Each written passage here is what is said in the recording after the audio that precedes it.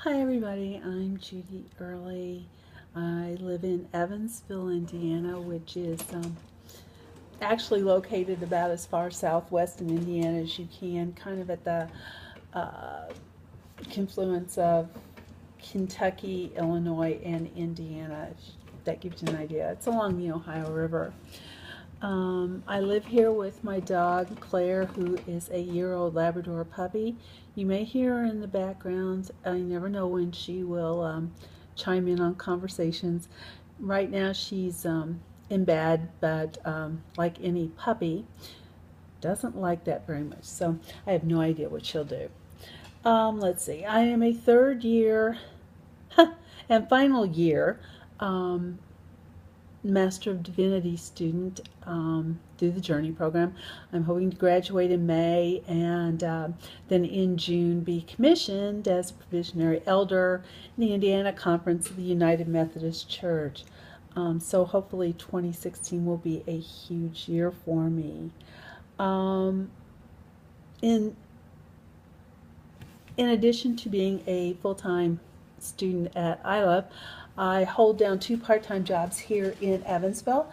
I'm appointed as the licensed local pastor at St. John's United Methodist Church. It's a small inner-city ministry here in Evansville. The congregation is primarily African American. It's a very poor congregation, but a congregation with huge heart for servant leadership and helping others. The other church I work for is called the Turning Point. It is a planted church out in one of the wealthier suburbs. Can't get as much different from St. John's as you do with the Turning Point. But I do volunteer in hospitality, coordinating activities there. And both of them stretch me very much. It's kind of interesting going from a congregation that is in so much want and need and in a very poor section of town to one that's in a fairly affluent section of town that, you know, if they need something, they just whip out the checkbook. So it's kind of interesting, but I think it's going to give me some really good training. My interest in Anglicanism is kind of backdoor. For those of you who are United Methodist, you know that Methodism actually branched off from Anglicanism. John Wesley was an Anglican priest. And so that's part of my interest in it. I had a very good friend who went through CPE, Clinical Pastoral Education at Deaconess Hospital this summer.